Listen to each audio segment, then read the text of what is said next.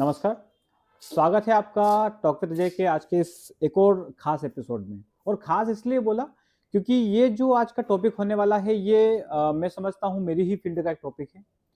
कई बार कई लोगों ने कमेंट की थी कि सर योग पर कोई एक ऐसे व्यक्तित्व को लेके आइए जिनसे हम कुछ नया सीख सकें या जिनसे हमको कुछ ज्ञान प्राप्त हो सके। कई लोग सोचते हैं कि योग में करियर कैसे बनाएँ या करियर 2-3 चीज़ें ऐसी हैं जिनको मैं इसमें ऐड ऑन करूँगा और उन सभी चीज़ों को आप इस इंटरव्यू में देखेंगे। तो आज के हमारे जो गेस्ट हैं, आज के कार्यक्रम के हमारे जो अतिथि हैं, डॉक्टर निशा जोशी जी, जो कि इंदौर से हैं और बच्चे उनको माँ कहते हैं। और ये जो शब्द है, ये क्यों कहते हैं? क्या ऐसा प्रभाव है? तो इस सारे प्रभावों को देखने के लिए आपको पूरा इंटरव्यू देखना पड़ेगा। तो एक छोटे से इंट्रो वीडियो के बाद में मैं एक छोटा-सा एक वीडियो आपके सामने उनका पेश करना चाहूँगा। उसको प्रस्तुति के बाद में मैं जल्दी से हमारी माँ जो है उनको आमंत्रित करता हूँ और चलिए आप एक वीडियो को एंजॉय कीजिए, उसके बाद हम मिलते हैं।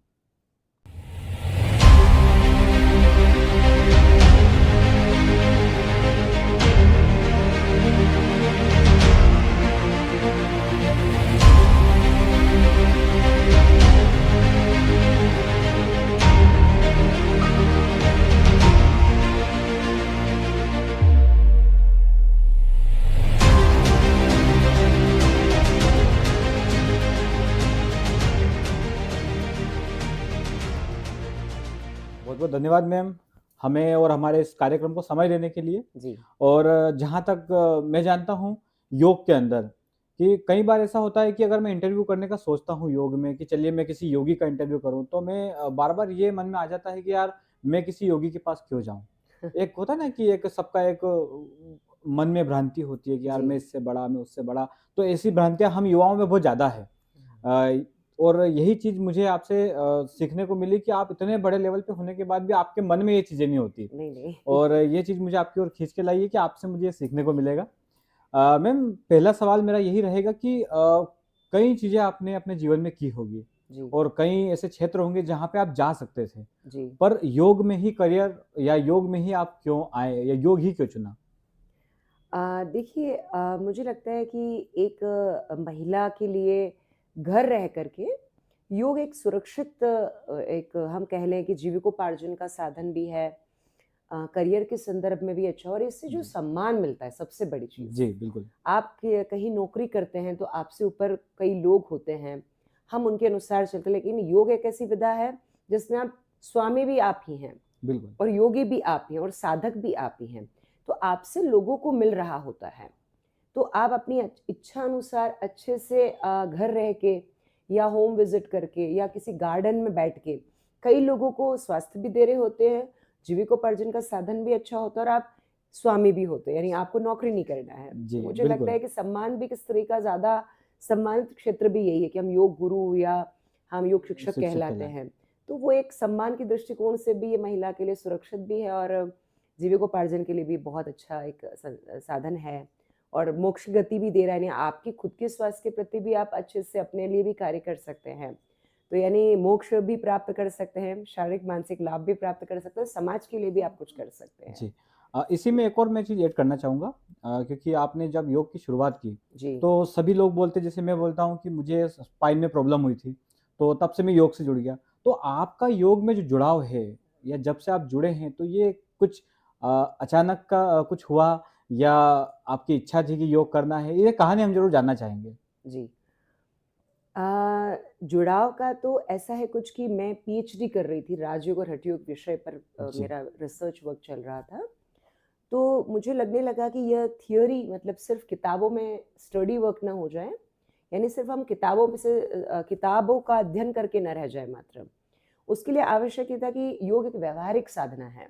जी, जितनी सैद्धांतिक उतनी व्यावहारिक ज़्यादा है ये। तो उस पक्ष को पूरा करने के लिए, अपनी रिसर्च को कंप्लीट करने के लिए मैंने सोचा कि मैं योग को खुद करना शुरू करती हूँ। तो किसी ने सजेस्ट किया कि आप एक काम कीजिए, डिप्लोमा प्रोग्राम कर लीजिए। तो मैंने कहा ठीक है, वो कर लेते हैं। तो उस रिसर्च को पूरा करने के लिए ये मान सकते हैं एक्सीडेंटल टीचर होता है ना, जी, जो उद्देश्य तो नहीं रखता है कि मुझे टीचर बनना है।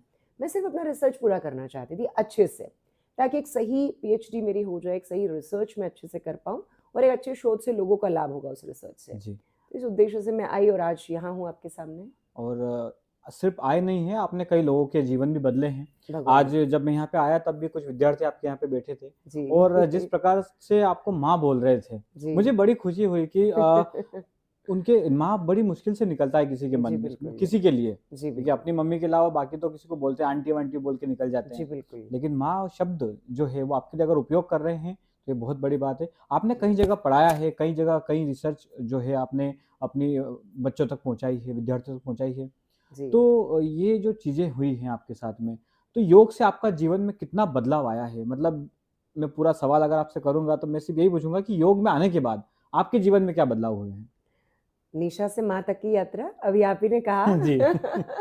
ये पूरी हो गई योग में जी, कि मैं सिर्फ निशा थी, मैं सिर्फ 2 बच्चों की माँ थी। अब मैं मुझे लगता है कि हर बच्चा जब जुड़ता है तो शुरुआत वो मैम से ही करता है बिल्कुल। और फिर उससे ये पता है मुझे नहीं पता ये कृष्ण जी की ही कृपा है, हम तो क्या किसी की माँ बनेंगे, हम अपने बच्चों को ही बहुत व्यवस्थित रूप से जी, संस्कार देकर बड़ा कर लें, उनका जीवन बना लें, यही पर्याप्त इस कलयुग में। बिल्कुल।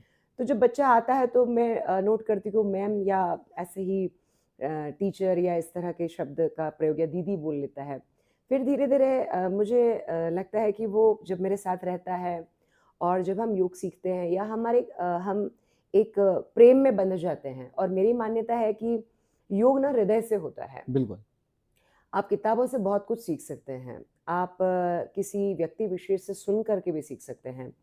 लेकिन जब आप सुन और सीखने के बाद जब उसको इम्प्लीमेंट यानी हम किसी को जब सिखाते हैं, तो उसमें आपकी भावनाओं को जोड़ना बहुत ज़रूरी होता है, कि हमने सुना, देखा, सीखा और हमने उसी वे में सिखा दिया, तब तो एक टीचर रह जाओगे आप। जी, लेकिन मुझे लगता है कि उसके साथ जब प्रेम जुड़ जाता है, जब निस्वार्थता जुड़ जाती है, तो वो फिर एक अलग ही आप किसी स्थिति में चले जाते हैं कि लोग और एक्चुअली उसके लिए आपके अंदर स्वार्थ नहीं होना चाहिए। जब आप किसी को शिक्षित कर रहे हैं, तो आप उपकार नहीं कर रहे हैं किसी के लिए, आपके पास कुछ देने के लिए है और वो लेने आया है, बिल्कुल। तो आप उसे वैसे दीजिए जैसे एक माँ अपने बच्चे को देती है। तो जब मैं पढ़ाती हूँ तो मुझे ये लगता है कि मैं उनकी माँ हूँ, गुरु माँ हूँ और मैं उन्हें वैसे ही सिखाऊँगी जैसे मैं अपने बच्चों को सिखाती हूँ। तो होने ये लगा कि अब मैं जब सिखाती हूँ तो बच्चा जब थोड़े दिनों बाद कुछ टाइम के बाद वो माँ शब्द का प्रयोग करने लगता है और बस इसी प्रकार वो माँ बोलने लगे मुझे। जी।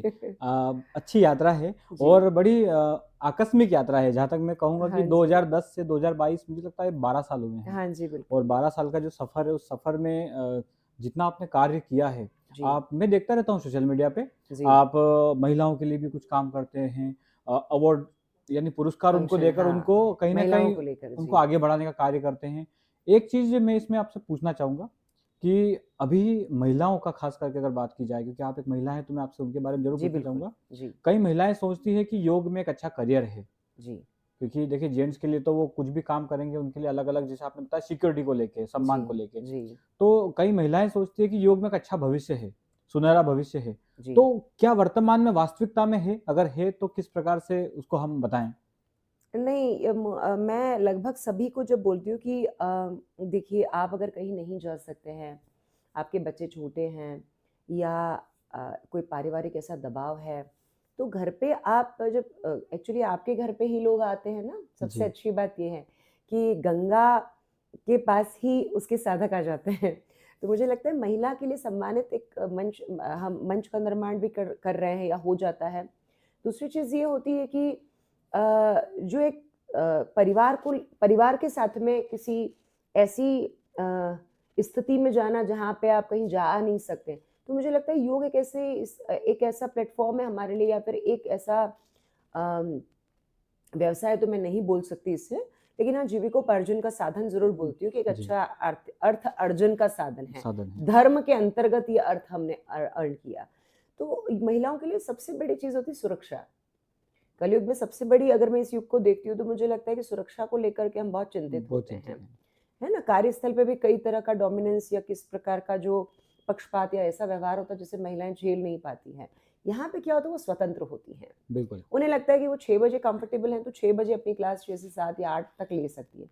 उसके बाद अपने परिवार को भी समय दे सकती हैं। तो ये एक स्वैच्छिक इच्छा से करने वाला कार्य हो कार्य गया, है। जी, जिसमें वो दूसरों का भी लाभ कर रही हैं और खुद का भी लाभ कर रही है, जैसा मैंने अभी कुछ देर पहले कहा ही था। तो महिलाओं के लिए बहुत अच्छा करियर बना सकती हैं इसमें और चूँकि जैसे कि मैं हूँ तो नाम भी आप अच्छे अगर जी, ज्ञान ज्ञान रखते हैं तो नाम भी है और जीविकोपार्जन का अच्छा साधन भी है। आपको इसको आप जब ये धन लेती हैं तो आपको बहुत आनंद महसूस होता है कि आपने 1 महीने किसी को स्वास्थ्य दिया और उसके बदले में हमने अर्थ लिया है। तो बिल्कुल। आपको गर्वित ही महसूस होता है कि आपने गलत तरीके से अर्थ का अर्जन नहीं किया है। बिल्कुल सही बात है। हम जी। लोगों को स्वस्थ शरीर देख के कमा रहे हैं तो जी, इससे अच्छा कुछ बिल्कुल। हो ही नहीं जी, सकता। बिल्कुल। क्योंकि मैं भी एक योगी हूँ और योगी होने के चीज़ें मैं और साइड इफ़ेक्ट मैं समझता हूँ। तो एक बहुत बड़ा साइड इफ़ेक्ट है जो योग में बहुत ज़्यादा प्रभावित कर रहा है अभी योग को। जी। कई लोग सोचते हैं कि 1 महीने का कोर्स करें, 15 दिन का कोर्स करें, 20 दिन का कोर्स करें, योगा टीचर बन जाएँ। जी, तो मैं इस चीज़ से बड़ा दूर भी हूँ और मैं इन चीज़ों का बड़ा विरोध भी करता हूँ। लेकिन जी। क्या करें अब अगर विरोध करने जाएँगे तो हमको भी कुछ करना है, तो उस चीज़ में हमको घुलना पड़ता है। जी। लेकिन फिर भी जो मैं सोचता हूँ, उसी तरह से एक आपसे भी जानना चाहूँगा कि क्या व्यक्ति 1 आध महीने में अपना टीचर ट्रेनिंग करता है या कोई भी काम करता हो, कोई भी पढ़ाई करता हो और डायरेक्टली अगर वो पब्लिक के बीच में जा रहा है, जी। तो क्या उस जनता को वो सही चीज़ें दे पाएगा? मुझे तो बिल्कुल भी नहीं लगता है और मैं खुद भी इसको प्रमोट नहीं करती हूँ, जी, है ना? मुझे लगता है कि योग एक प्रैक्टिस है। हम जब कहते हैं ना कि एक लाइफ़स्टाइल है योग, तो लाइफ़स्टाइल है तो इसे तो रोज़ जीना पड़ेगा आपको, बिल्कुल। है ना? और एक ऐसा पक्ष जिसमें और इतना बड़ा महासागर है, जिसमें आपको जीवन लग जाएगा एक पूरा, तब तक भी आपको लगेगा कि अभी आप अधूरे हैं योग अधूरे को हैं। सीखने में। बिल्कुल, क्योंकि योग के ही इतने प्रकार हैं, सही है ना? बात है। कई प्रकार का योग है। मंत्र है, ध्यान है, नाद है, कुंडलिनी है, हठ है, राज है, ये सब योग के प्रकारांतरण हैं। तो अब हम एक-एक विधा में भी पारंगत होंगे तो एक जीवन कम पड़ता है उस कम साधना पानी। को समझने में। साधना तक जाने में, साधना को ख़ैर जीना पड़ता है।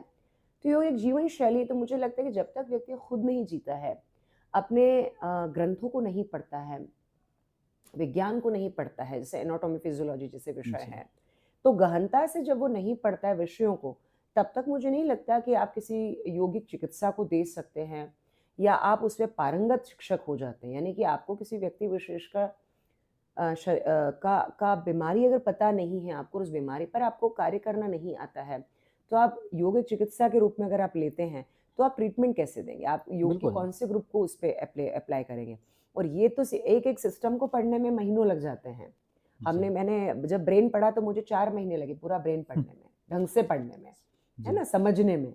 तो मुझे लगता है कि एक-एक सिस्टम इतना मुश्किल से पढ़ा जाता है, डीपली पढ़ा जाता है, तब आज ब्रेन पर मैं काम कर पाती हूँ कि हाँ, ब्रेन में अगर कोई इश्यू है, तो मुझे समझ में आता है कि अच्छा इस तरह का इश्यू है और मुझे इस तरह का यौगिक प्रैक्टिस देना है और क्या नहीं कराना है। जी, इसमें क्या लाइफ़स्टाइल रखनी है, खाली योग नहीं है। योग के साथ उसकी जीवन शैली भी परिवर्तित करनी है हमें। क्या गलतियाँ हुई जिनसे वो दिक्कत उसके शरीर में आई है व्यक्ति विशेष में। तो हम उन दिक्कतों को भी बताते हैं, लेकिन वो कब होता है जब हम बहुत गहराई से गहरा सिपटते समझ हैं। जी, तो मुझे नहीं लगता कि 2 महीने में कोई व्यक्ति योग टीचर हो सकता है।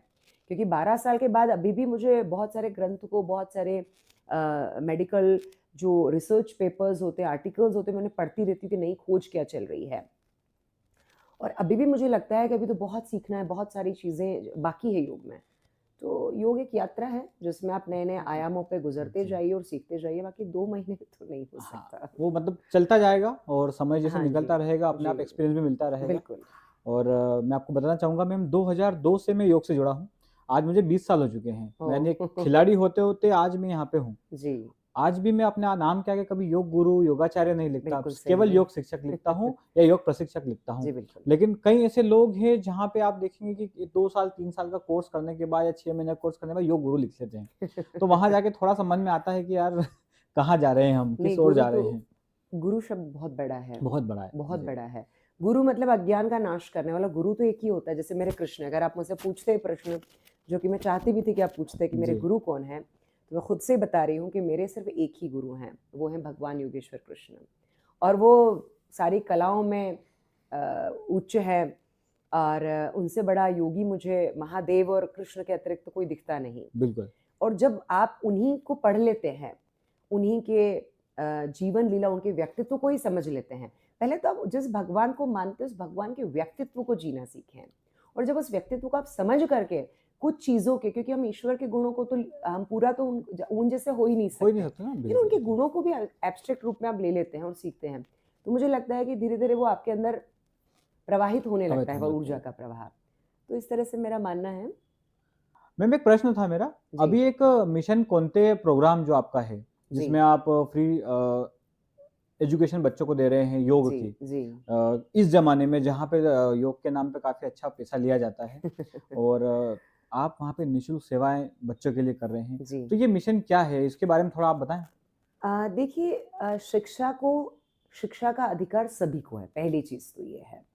इसमें बड़ा-छोटा, कोई अमीर है तो कर टीचर्स ट्रेनिंग कर सकता है, कोई गरीब है तो कर नहीं पाएगा। बड़े-बड़े योग टीचर्स हैं, वो 50,000, 1 लाख जो भी लेते हैं, जी, ठीक है, वो एक होता है कि हम डेफ़िनेटली हमें लगता है कि लेना है, जी, पर मुझे लगता है कि गरीब कहाँ जाएगा? स्पेशली युवा, और वह भी उन युवाओं को हमने लक्ष्य बनाया है जिन बच्चों को आईएएस बनना है, आईपीएस बनना है, डॉक्टर, पीएमटी मतलब हम डॉक्टर जी, बनना चाहता है, इंजीनियर, लेकिन कॉलेज की फीस बहुत ज़्यादा है, आर्थिक रूप से वो असक्षम है, तो अब वो उस पढ़ाई को करेगा कैसे? और जब पैसा नहीं होगा तो उसके लिए वो या झाड़ू पोछे करेगा, किसी मैकडॉनल्ड्स में वो वेटर का जी, काम वेटर करेगा, काम करेगा। या कहीं पे कपड़े की दुकान पे वो काम करेगा, किराने की दुकान पे काम करेगा, है ना? छोटे-छोटे काम करेगा। जी, उसमें उसका वो समय भी चला जाता है, मनोबल भी टूट जाता है, और जो देश को युवा एक अच्छा आईएएस और आईपीएस और डॉक्टर मिल हाँ, सकते थे, वो नहीं मिल सकते हैं। तो मैंने सोचा कि उनकी एजुकेशन में इतना पैसा तो मैं देश को दे नहीं पाऊँगी, क्योंकि मेरे पास भी नहीं, मैं तो जी, निःशुल्क ही करती हूँ सारे काम। बिल्कुल।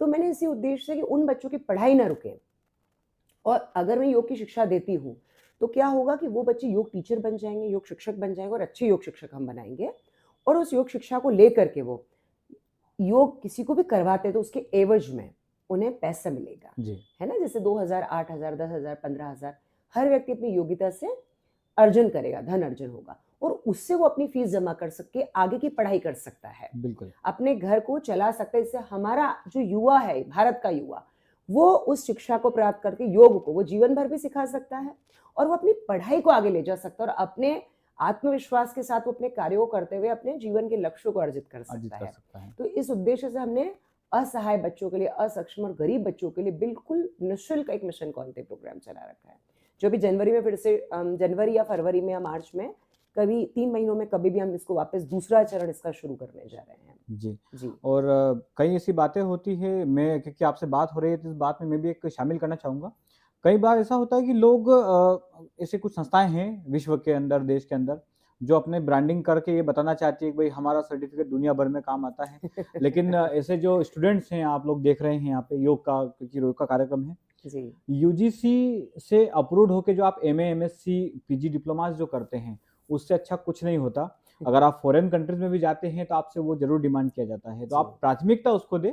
हाँ, आपकी जो स्किल्स हैं, उनको आगे बढ़ाने के लिए आप कोशिश करें कि आप टीटीसी वगैरह करें, और करना भी चाहिए, ऐसा जी, नहीं है। बिल्कुल। हम उनका विरोध नहीं करेंगे, उससे स्किल डेवलप होती है। तो मुझे स्किल, लगता है कि आना चाहिए। मैम एक हाँ, अच्छे योग के टीचर में क्या संभावनाएँ आप देखती हैं कि अच्छा योग टीचर कौन होता है? ईमानदार। जो ईमानदारी से काम कर रहा है? देखिए, आता बहुत सौ का है, जी, प्रेज़ेंट भी अच्छे से कर लेता है, लेकिन वो अपने काम के प्रति ऑनेस्ट नहीं है। जी, सबसे बड़ी चीज़ मुझे लगती है कि कलयुग में जो ज़रूरत है, निष्ठा की और ईमानदारी की। ईमानदारी। और अनुशासन तो ख़ैर योग अथ योगानुशासनम, जी, योग अनुशासन से ही शुरू होता है, जो अनुशासित नहीं है वो जीवन में आगे कैसे आगे बढ़ेगा। कैसे बढ़ेगा? लेकिन सबसे इम्पोर्टेंट है कि अगर आप पैसे लेते हैं किसी से, तो उसके बदले में डबल ना सही, कम से कम उतना तो दीजिए जो वो बच्चा आपको दे रहा है दे रहा है। फीस। जी, या वो आपसे सीखने आया है, तो आप निष्ठापूर्वक, ईमानदारीपूर्वक उसके गुरु बनिए। गुरुमान ना बन पाए कोई बात नहीं, पिता ना बन पाए कोई बात नहीं, ये बहुत बड़ी क्षमता चाहिए जी, उसके लिए, जी, बहुत साहस चाहिए, बहुत ज़्यादा निस्वार्थ चाहिए। उसके लिए कर्मण्येवाधिकारस्ते मा फलेषु कदाचन चाहिए, जी, है ना? तो वहाँ कृष्ण और अर्जुन का की स्थिति चाहिए। अगर वो नहीं है, ये बहुत बड़ी बात हो गई। कम से कम इतना तो कीजिए कि निष्ठा और ईमानदारी से, यानी देश को आप समृद्ध बना सकते हैं, अगर आप अपने कर्म में निष्ठावान हैं और ऑनेस्ट हैं ऑनेस्ट तो। तो। जी। चलिए मैम, बहुत अच्छी लगी आपकी ये जो लाइन्स बात की थी, क्योंकि ये वास्तविकता है, ये जी, वास्तविकता है। जी, चलिए मैं जितने लोग देख रहे हैं, सब मुझे आए दिन मैसेज करते हैं, सर आप हेल्दी हो रहे हैं, ये कर रहे हैं, क्योंकि मैं भी ईमानदार नहीं हूँ अपने योग के प्रति। कि जिस फ़ील्ड ने मुझे इतना कुछ दिया है, मैं उस क्षेत्र में अपने आप को ईमानदारी से खुद को भी रख पाऊँ। जी। तो और आज मैं सीख के जा रहा हूँ, मैं कल से ईमानदारी से इस चीज़ को करूँगा, और कोशिश करूँगा कि अपने को वास्तविकता में जैसे योग के जो लोग होते हैं, उस तरह का वापस बना पाऊँ। जी, बिल्कुल। मैम क्योंकि हमारा सेशन समाप्ति की हो रहे, जी। कोई संदेश अगर आप हमारे दर्शकों को देना चाहें? मैं तो एक ही संदेश दूंगी कि योग एक जीवन शैली है।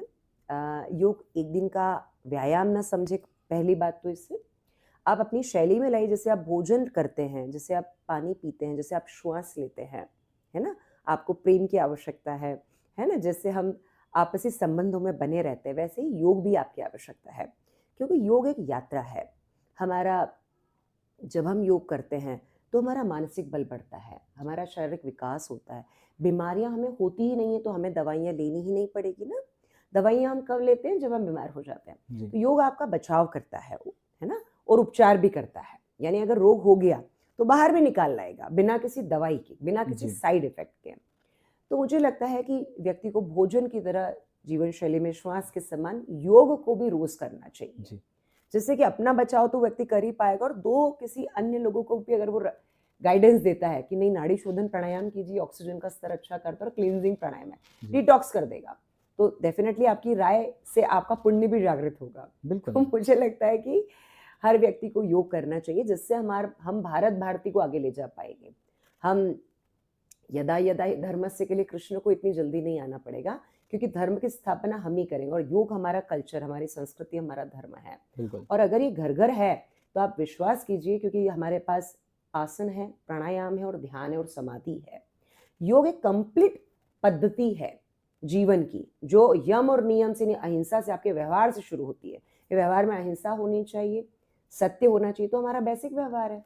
हिंसक हम होते नहीं, हम तो अहिंसक ही होते हैं। हिंसा करनी पड़ती है, तो जो व्यवहार है उसे व्यवहार की ओर योग लाता है ना।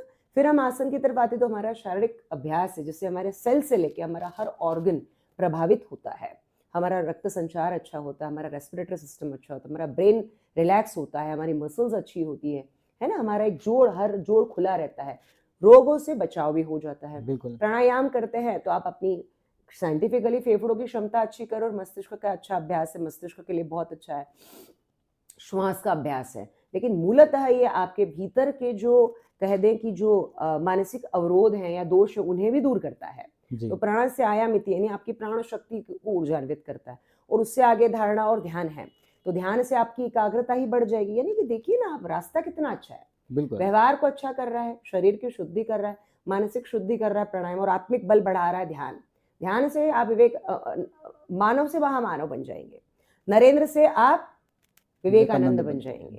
तो नरेंद्र से विवेकानंद की यात्रा को अगर हम पूरा करना चाहते हैं, मतलब श्री नरेंद्र से श्री विवेकानंद जी की यात्रा, तो आप उस योग के रास्ते से ही जाइए। और रास्ता भी है वो, और लक्ष्य भी है, वो आपके लक्ष्य को प्राप्त करा देगा।